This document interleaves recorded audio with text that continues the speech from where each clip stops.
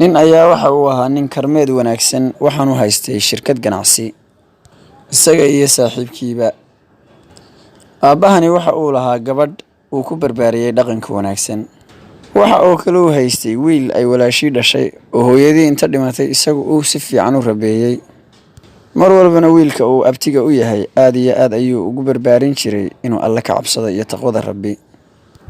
Maalintii dambe ayaa wiilkii abtiga loo ahaa ee yaraa ayaa waxa uu shaqo ka helay wadanka dibadiisa. Markii uu rixlada u diyaar garoobayay ayuu abtigiis u yimid isagoo la dardaarmaya. Waxa uu sheegay inuu Ilaahay ka cabsado meel kasta uu tago, iyo inuusan khiyaanaynin cidii isaga aaminta, iyo inuu mar walba uusan noqonin qof khaayin ah. Abtigii ayaa maalintii dambe isagoo xanuunsanaya ka soo hargalay shaqadiisii. Markii la weydiiyay xanuunka hayana waxa uu ugu waramay in saaxiibkiisii shirkadda la lahaa uu khiyaaneeyay, saxiixiisina uu ka dhacay, shirkadiina uu ka helay. Sidaa daraadeed khiyaano aawadeed buu wuxuu dareemayaa xanuun aad u badan, hantidiisina waa uu waayay. Family aad ayay uga murugoodeen arrinta ku dhacday aabahood. Markii uu dawo qaatay ee ladnaaday waxa uu ogaaday inaanu ku dhaqaaqaynin kursi mooyaane si kale.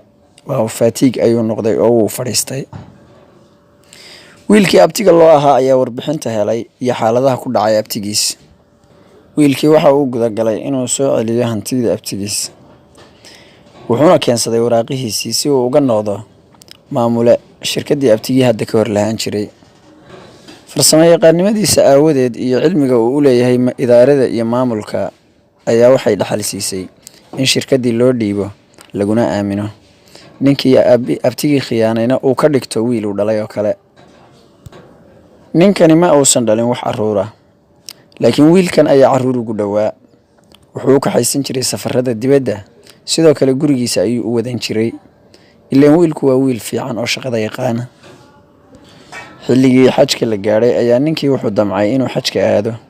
Sidaa daraadeed wiilkii ayuu wuxuu u sheegay inuu ammaano uga dhigay gurigiisa iyo maktabkiisaba, iyo waliba inuu xaaskiisa quudiyo oo biilkeeda siiyo. Wiilkii oo guriga jooga markii ninkii baxay ayaa waxa uu helay saxiixyo iyo waraaqo ay ku qoran yihiin hantidii hore ee shirkadda. Sawir loogooyinkii iyo saxiixyadii ayuu helay.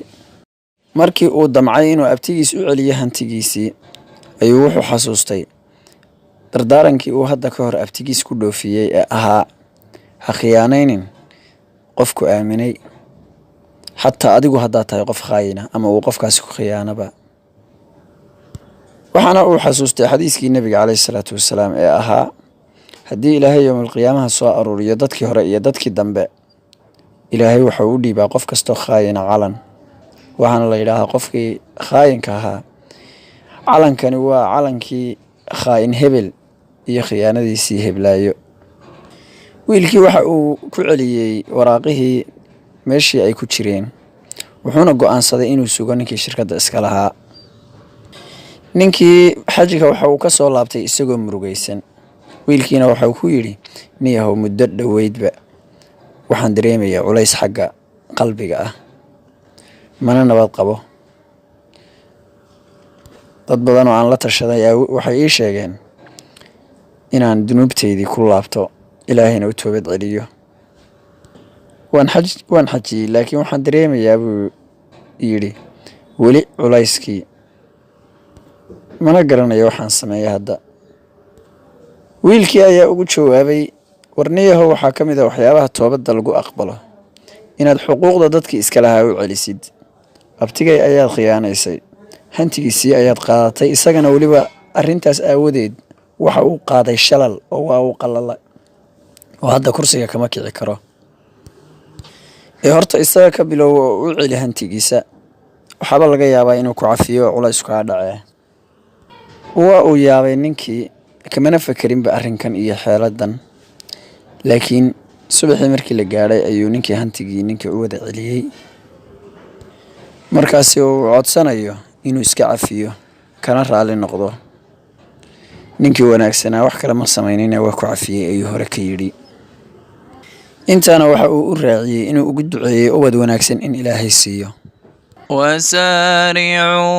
وسارعوا إلى إلى مغفرة من ربكم وجنة عرضها السماوات والأرض أعدت للمتقين الذين ينفقون في السراء والضراء والكاظمين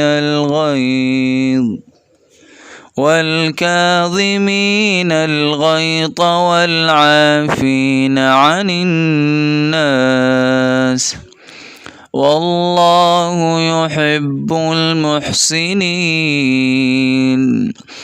والذين إذا فعلوا فاحشة أو ظلموا أنفسهم ذكروا